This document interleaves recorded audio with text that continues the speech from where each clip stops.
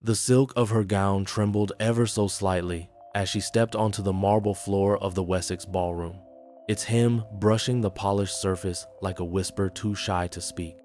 Pale violet, hand-stitched with diligence but without grandeur, the dress bore the mark of skilled but modest work, not the shimmer of Parisian fashion or the dazzle of imported lace. The color did not flatter her against the brilliance of candlelight. It softened her rather than crowned her. Miss Clara Vale stood at the edge of the room, her eyes lowered, her shoulders drawn in as if the very walls might press her back into the shadows. 18, unwed, and entirely unremarkable to those who mattered, or so it had always been said. She was the daughter of Mr. Vale, once a solicitor to the aristocracy, now merely a name in old account ledgers. Her mother had died in childbirth. Her cousin, Lady Eugenia Vale, had graciously taken her in, though never let her forget the burden she was. Around her, the swell of music and laughter surged like a tide that refused to touch her shoes. Lady Eugenia, tall and powdered like a vase of cold porcelain, stood with her circle of silk-clad acquaintances near the grand staircase. She did not glance at Clara, though her voice carried across the room like perfume sweet and faintly acidic. "It's generous, is it not," said the Marchioness of Elverton, "to bring the poor creature to such an event? But truly, that dress well, it is something between a governess's mourning and a curtain." Soft laughter floated from the cluster of feathers, jewels, and powdered arms. Clara did not move. She heard them. She always had.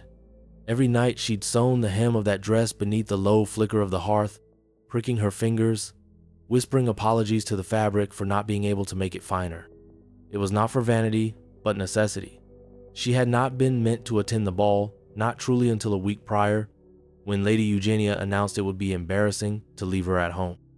And so here she stood, among ruby duchesses and diamond-draped debutantes, in a lavender dress made from her late mother's drapes, lined with regret and courage. The chandeliers sparkled overhead like indifferent stars. Somewhere beyond the crowd, the Prince of Austerley, Julian Hargreaves, heir to the North Country duchies, was said to be present, though no one had yet glimpsed him. "Not officially. He prefers Venice, I'm told," whispered someone near the supper table, "or rather, the women there." "He will never marry here," another replied, "not unless for duty, and certainly not tonight." Clara turned slightly toward the staircase, unsure of why. Perhaps it was the stillness, that strange hush, like the moment before thunder reaches the valley. A gentleman had just entered, not one of the usuals. There was no trumpet, no declaration, yet the room shifted, heads turned, the laughter stalled mid-breath, and in that brief moment, Clara saw him, tall, raven-haired, with eyes like flint and winter. The prince. But she looked away. Of course she did. She was not the kind girls turned into swans under the eyes of a prince. She was the girl holding a glass of watered punch by the column, trying not to crumple the ribbon at her waist. And still she did not leave. There, in that space between laughter and disregard, something waited, the kind of tension that clings to the skin before a storm breaks. Not loud, not yet, but something had begun to shift. The music resumed, a lively quadrille led by Lord Peregrine of Leicester and his twin sisters, but the rhythm seemed forced now, brittle around the edges.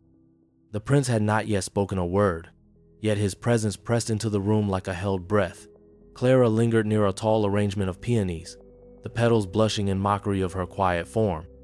She did not touch the flowers. She barely moved at all. Only her fingers, clasped gently in front of her, betrayed the soft tremor of effort, the labor of remaining unnoticed while being quietly devoured by 100 glances. The young ladies swept past her like silk ghosts, their gowns rustling like cattails in wind. One brushed her shoulder, muttered a clipped apology, and kept walking as if Clara had been part of the wall. Lady Eugenia caught sight of her at last, or perhaps simply chose to. She glided over, her own gown a masterpiece of French tailoring in emerald silk and jet beading. Her smile was thin, pleasant, and poisonous.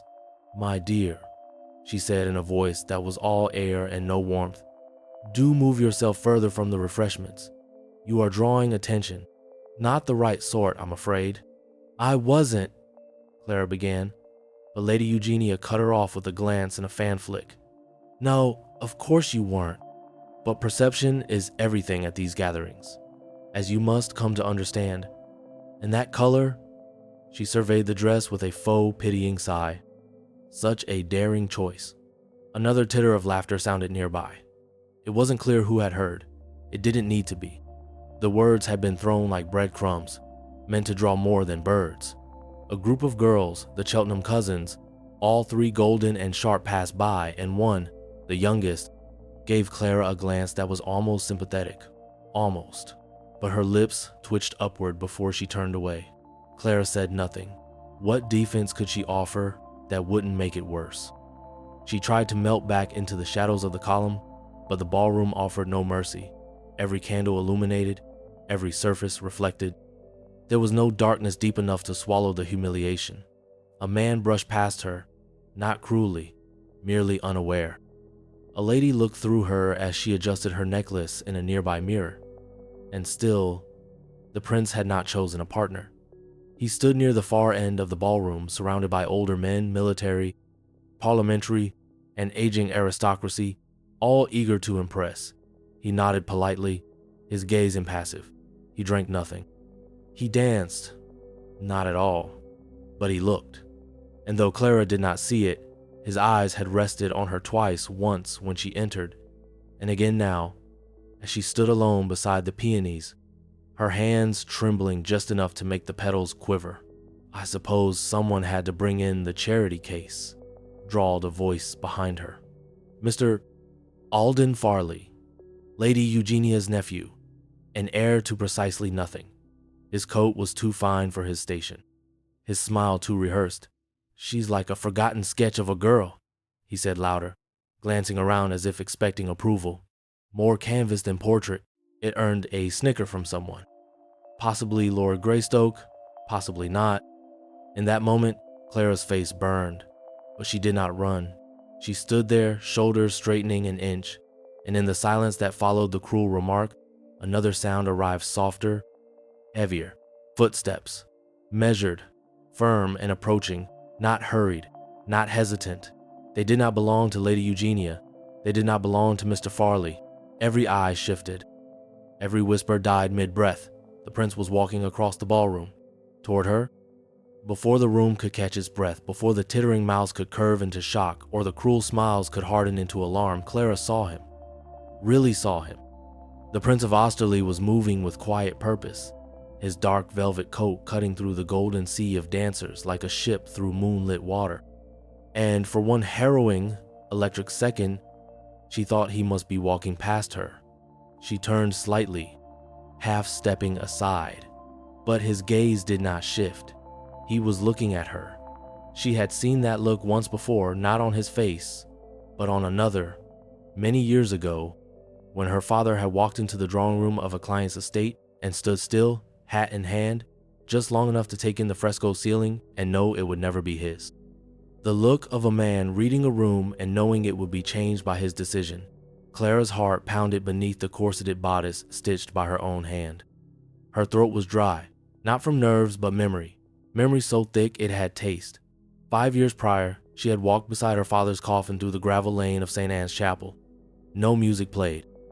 No noble mourners came. Only a low mist clung to the black skirts of the few who dared to remember the man who had defended barons in court yet died with no coin to his name.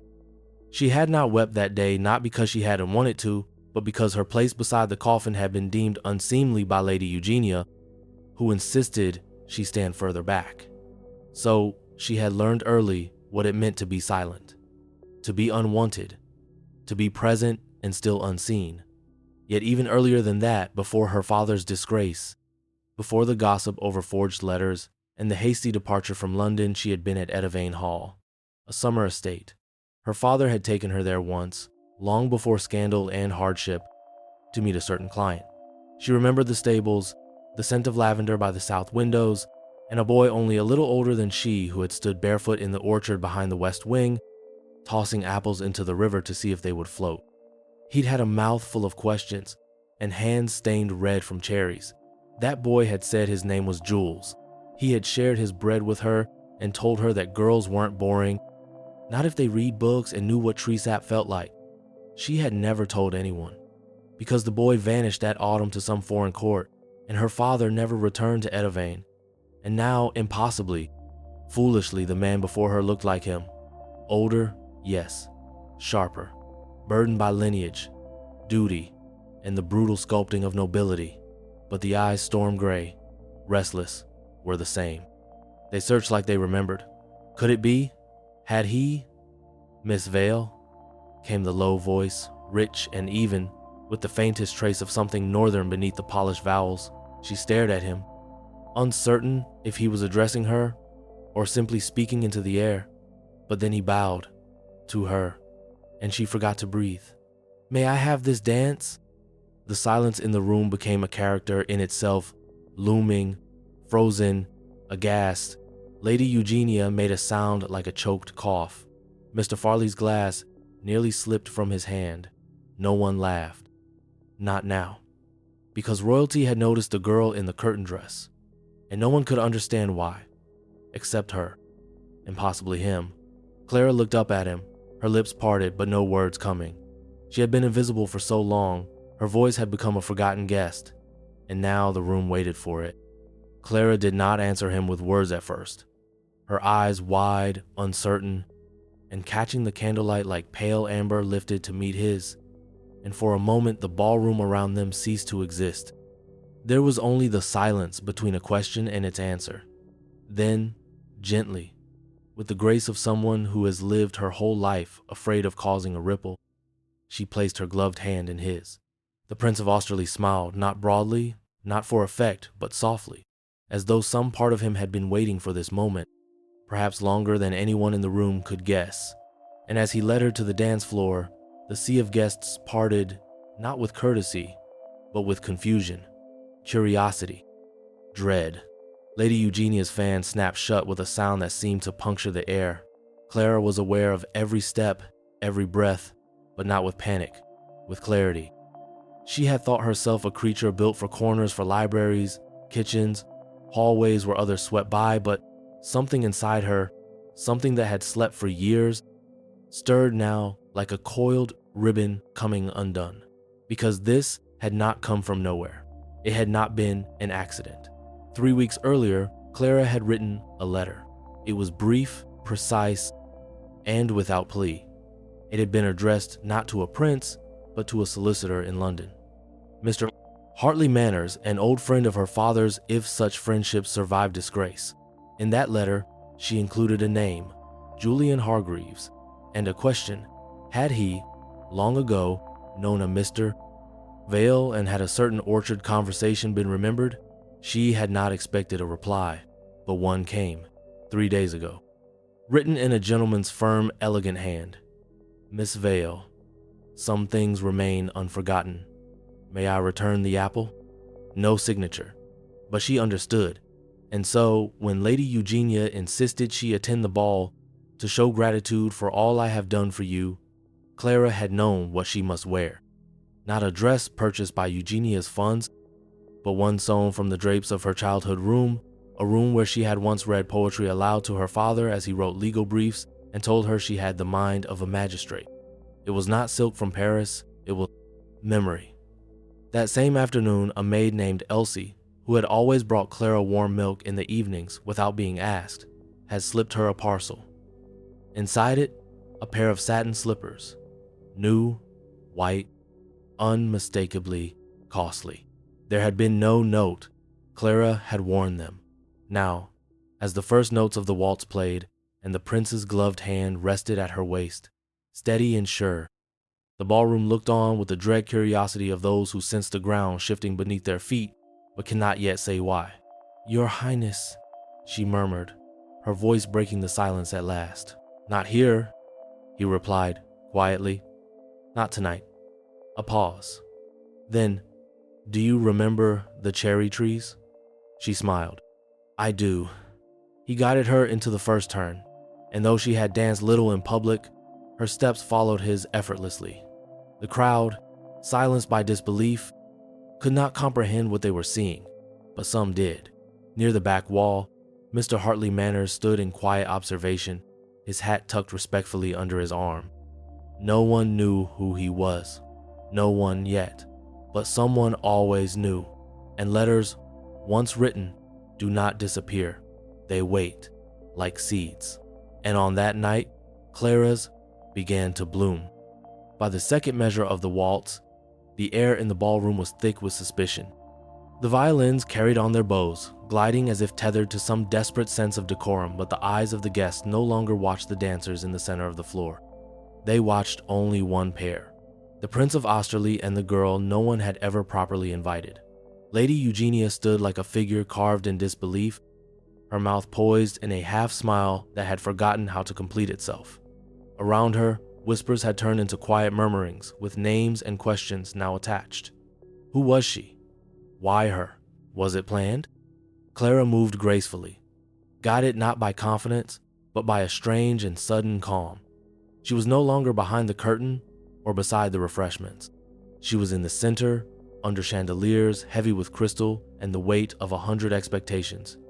And when the music finally ceased and the bowstrings were still, the prince bowed deeply, more deeply than custom required, and offered her his arm. She took it. They walked unhurried to the far end of the ballroom where a slight dais held a few ornamental chairs and a podium prepared for the evening's announcement, which everyone had assumed would involve his engagement to one of the eligible daughters present, likely Lady Margaret Locksley, whose father had all but boasted of the match. The prince did not wait for a herald.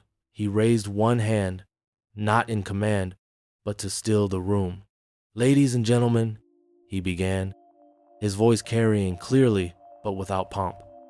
Forgive the interruption. The hush that followed was absolute. Even the fire in the grate seemed to soften. Many of you know me, or rather, the idea of me, and many of you have prepared ambitions based on that idea. He looked out over the room, his gaze unhurried, not cruel, merely honest. "But I have no intention of announcing a betrothal this evening," he said. A gasp fluttered from the Locksley side of the room. A lady dropped her fan. Someone muttered, "Impossible." "I am, however," he continued, "choosing to renew an acquaintance, one that predated titles, court, and obligation." He turned to Clara, and the way he looked at her, not with possession, but with memory and intention, sent a visible ripple through the assembly. Her cheeks flushed, but she stood tall. "This is Miss Clara Vale," he said, "daughter of Edward Vale, barrister and former counsel to the crown. Some of you may remember him, some of you may not. That, I suppose, says more about you than him." A different kind of silence now, one with edge. Clara's name had never been spoken in such company. Certainly not by royalty. Lady Eugenia was pale. "She is here tonight," the prince went on, "not by mistake, not by pity, and not because I mistook her for someone else. That was meant for the mutterers, the deniers. She is here because she is the only one in this room who ever saw me without fear or flattery. When I was 12, she gave me half her bread and corrected my Latin." A pause. "She was also the first to tell me I was not clever, and that if I wanted to earn respect, I must first stop expecting it." There were no smiles now, not even the faint kind. And then, as if on cue, the butler, rigid and confused, stepped forward with a sealed envelope. He whispered, "This was delivered an hour ago, sir, marked private, for the prince's hand only." Clara glanced at the seal. She recognized it. Mr. Manners had written it. The prince broke it open. He read silently, then looked up. "This letter," he said, raising it, "contains 3 names. All of them belong to men present in this room, all of whom orchestrated the financial ruin and social exile of Mr. Edward Vale, so that their own misdealings might remain hidden." He did not shout. He didn't need to. Someone in the crowd gasped. Someone else took a step back. "Perhaps later," he said calmly, "we shall read it aloud." Then he folded it neatly and returned it to his coat. "Tonight," he added, "is for dancing." And with that, he turned to Clara. "Shall we?" he asked, offering his arm again. She hesitated, only a breath, then nodded. And the orchestra, uncertain but obedient, began to play again. The room, however, did not move, because everything had changed. The tremor beneath the ballroom's marble calm began with the smallest crack, a cough, then a chair scraped hastily across the floor. But it spread quickly, like frost over glass, reaching even the highest collars and the most seasoned expressions of practiced nobility. Lord Peregrine of Leicester whispered something sharp into his wife's ear and moved toward the exit, though he made an effort not to appear hurried. Lady Margaret Locksley stood rooted, her lips parted. Fingers stiff on the fan, she no longer fluttered.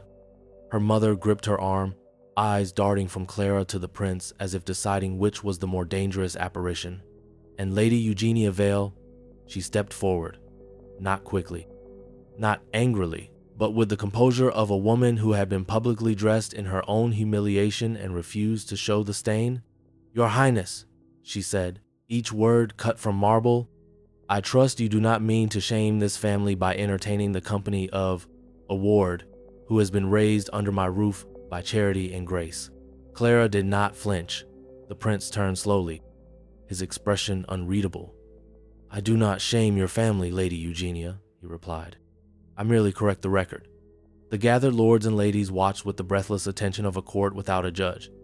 "She was not raised by charity," he continued. "She was kept under your roof as a debt owed to her father, whose reputation you allowed to be shattered so your own name might escape scandal."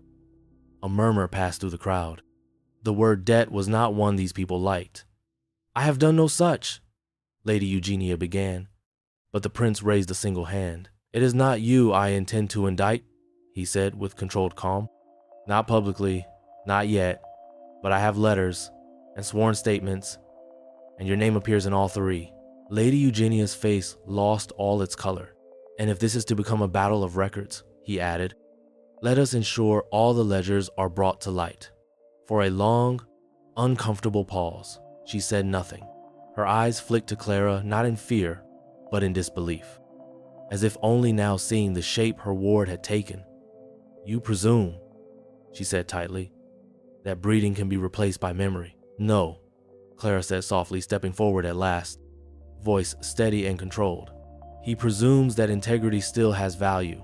Her voice was not loud, but it reached them all, for it was not simply a challenge. It was an indictment, and that voice which they had ignored at supper tables, which they had silenced with lace and obligation, was now measured and unflinching. "Miss Vale," said Mr. Alden Farley, stepping forward with the expression of a man about to make a final desperate play, "let us not mistake attention for admiration. His Highness is being generous." "No," said the prince, turning fully to face him now. "You mistake amusement for civility. You mistake cruelty for wit, and you mistake silence for absence." Alden flushed red, and Clara saw the exact moment when the measure of a man began to shrink before the room that once applauded him. "I dare say," Alden said, lips twisting, "you have just made quite the spectacle of a girl who has nothing to offer your future." But the prince only looked at Clara and said, "She has already given it meaning." And that turned the final ripple into a wave. From the far end of the room, Mr. Hartley Manners stepped forward.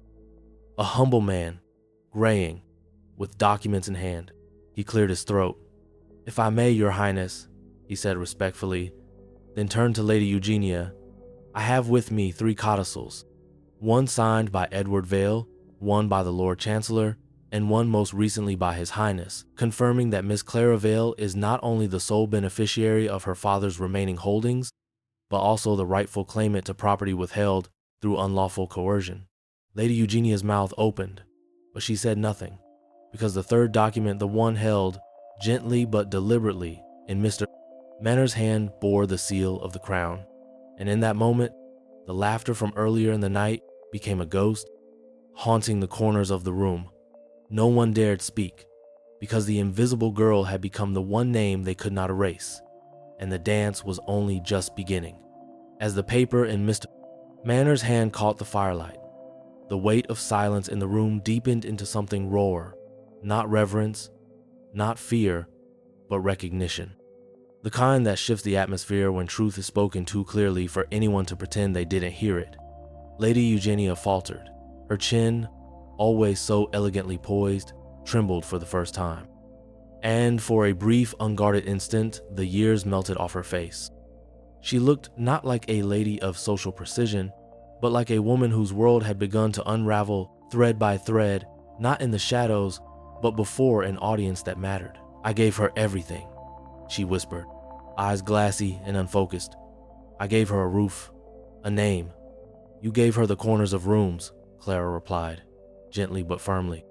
"You gave her silence and shame wrapped in linen." There was no venom in her voice, only exhaustion and truth. Mr. Farley, emboldened by Eugenia's collapse, stepped toward Clara again, his tone growing desperate. "You're not one of us," he spat. "You're a girl who knew the right name to drop. You belong in the servants' passage, not beside a prince." Clara turned to him, eyes clear. "I was in the passage," she said. "I listened to all of you speak, as if your titles made you clever. But servants hear everything. We are the witnesses to your undoing." The prince did not speak. He didn't need to. He merely stood behind Clara, his presence as still and certain as a bell tower at dusk. In the far corner of the room, Lady Margaret Locksley burst into tears.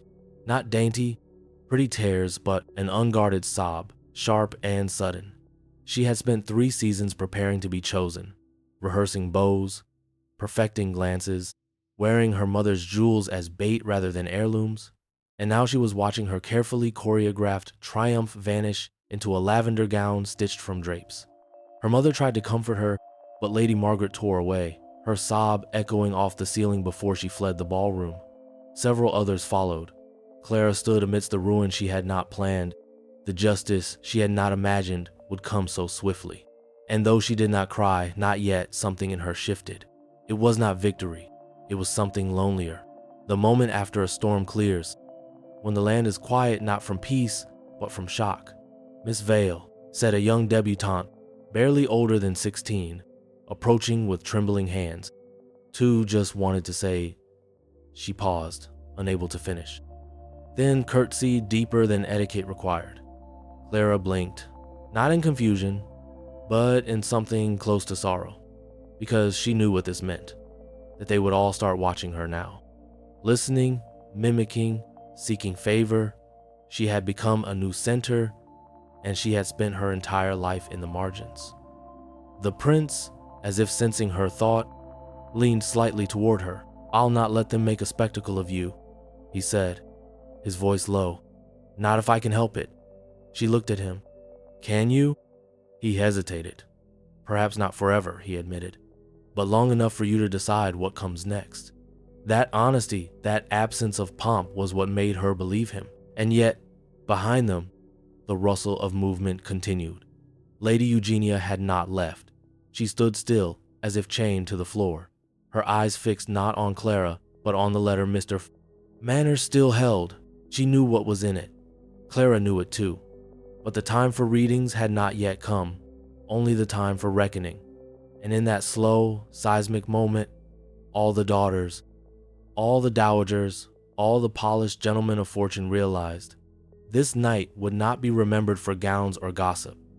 It would be remembered for the girl who was not invited and became the story no one could stop. Clara did not speak again for some time. The room seemed to vibrate with unspoken thoughts, but no one dared break the silence she had left in her wake. Her very presence, that of a girl no one had deemed worthy of note just hours before, had become heavier than gold, more disruptive than scandal. The prince, still beside her, did not touch her again, nor guide her. He merely stood as if to say, "Let them look, let them learn." Lady Eugenia swayed slightly where she stood. A chair was offered. She refused it with the pride of a woman who would rather fall than sit in defeat. Her eyes were glassy, but her posture was rigid. One could not accuse her of weeping, not yet. Clara turned to her slowly. She had spent years avoiding that gaze, years contorting herself to fit the shrinking space Eugenia offered.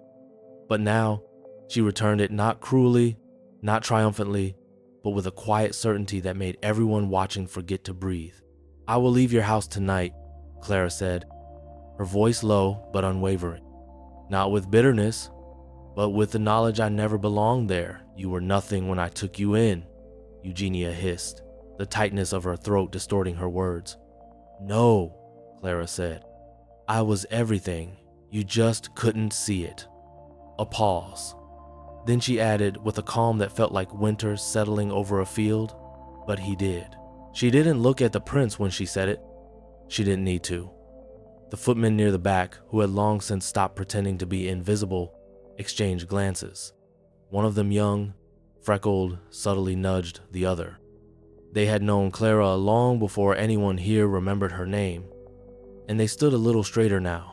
The orchestra, uncertain, attempted to begin a gavotte, but the energy was gone. No one stepped forward. Dancers who had spent hours being coiffed and arranged now hovered in corners like ghosts displaced from their own reflection. I should call for your carriage, Lady Eugenia muttered. No, said the prince, his voice firm but not unkind. I've already sent for mine.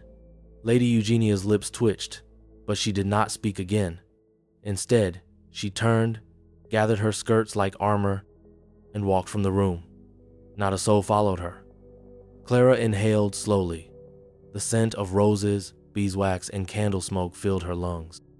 She had spent so long fearing this moment, not the confrontation, but the after. The emptiness that might follow the unraveling of everything she'd been forced to believe. And yet, it wasn't empty. It was still, the way a room feels just before dawn. She turned to the prince. I won't be a scandal, she said quietly. I won't be your display. You'll be whatever you choose to be, he replied, even if I'm not beside you. That, more than the dance, more than the letter, rooted something deep in her spine. He would not shield her from the world with his name. He would walk beside her if she let him. But she had made this path with her own steps. I'll go now, she said, her voice still. Then I'll walk with you, he replied. As they moved toward the entrance, the guests parted again, not from habit now, but from awe. The murmurings had ceased. Even Mr. Farley stepped aside, his face stricken with something between shame and disbelief. Clara did not look back. At the grand double doors, a liveried servant bowed and opened them wide. The night outside was crisp and dark, the stars unclouded. A carriage awaited, not ostentatious, but gleaming, sturdy, a coat of arms glinting faintly on the side. She paused only once, on the top step, and turned. Behind her, the ballroom shimmered with candlelight, beautiful, hollow, fragile. She would not return to it, not as the girl they once ignored, not ever again. The prince helped her into the carriage and followed without ceremony. The door closed, the horses stirred, and with a quiet creak of leather and wood, Clara Vale left the house that had taught her shame and stepped into a world that would never again mistake her for less. By morning, the Vale residence on Hanover Street stood silent. The usual routine tea laid out by 7:30, servants humming softly as they lit the fire in the drawing room. Lady Eugenia dictating notes in her high-backed chair was broken. No carriages came. No visitors. Even the milk boy hesitated before dropping his crate. Word traveled fast in London. Faster, even among the aristocracy who consumed scandal not with distaste, but with quiet delight. And Clara Vale's name now sat like a strange punctuation in every whispered sentence of the morning. Some said she had bewitched the prince. Others insisted she had been planted, coached, manipulated, that no one could so cleverly orchestrate such a public coup without assistance. But these were the voices of those who had watched, open-mouthed and helpless, as the evening slipped out of their control. Lady Eugenia did not emerge from her rooms that day. Her maid, Judith, reported that she had remained at her vanity long after dawn, unmoving, save to apply powder that could not conceal the red bloom around her eyes. She had not spoken since returning from the ball. She had not asked for Clara, not even to curse her. By midday, the first letter arrived. From Lady Locksley, thinly veiled sympathy, laced with polite venom. By dusk, 2 invitations had been rescinded. One from the Countess of Belgrave's spring luncheon, the other from the patron circle of the Royal Academy. No official disgrace had been issued, but society had begun the quiet process of stepping back. Lady Eugenia was no longer dangerous. She was simply irrelevant. At the same hour, in a townhouse just beyond Cavendish Square, Mr. Hartley Manners unpacked the remaining copies of the legal documents. He placed them in 3 separate envelopes, one addressed to the Lord Chancellor's office, another to a solicitor in York, and the third sealed in wax with Clara's initials. He did not yet know where she would settle, but he suspected it would not be far, because the girl had not simply exposed lies. She had shown a room full of people how utterly unprepared they were to meet someone who had learned to wield silence like a sword, and the silence now spread. Lady Margaret Locksley, still red-eyed, wrote to her cousin in Bath, begging her to uncover everything she could about Clara's past, about her father, the orchard, the prince's travels. But the responses were few. The story had no dark secret, no scandalous lover, only a summer memory and a girl who had once been kind. A week later, the Duke of Elverton requested a meeting with the prince. He was told the prince was engaged. No further explanation was offered, and so the drawing rooms turned their attention elsewhere as they always did. But something remained. Servants across Mayfair whispered the tale beneath staircases and over copper pans. Maids told it like a fairy story. She came to the ball in a curtain, dress, and left with a crown waiting. Footmen repeated the line from the prince. She has already given it meaning.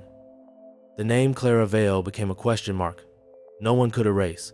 In Lady Eugenia's household, her portrait was taken down. Her needlework remained unfinished.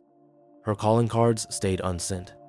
And in the small bedroom at the top of the stairs, once Clara's only one item remained: a silver hairbrush engraved with the letter V and a few stray strands of chestnut brown woven into the bristles. No one dared touch it. No one knew what to do with the memory. Months passed and the season waned. The ballroom where Clara Vale had risen from obscurity to legend was redecorated, the chandeliers lowered, the carpets replaced. But despite fresh plaster and damask walls, the echo of that night could not be banished. Guests still glanced at the far side of the room when entering, as if expecting a violet dress, a measured voice, or a prince breaking rank. But Clara never returned. Not to that ballroom. Not to any other.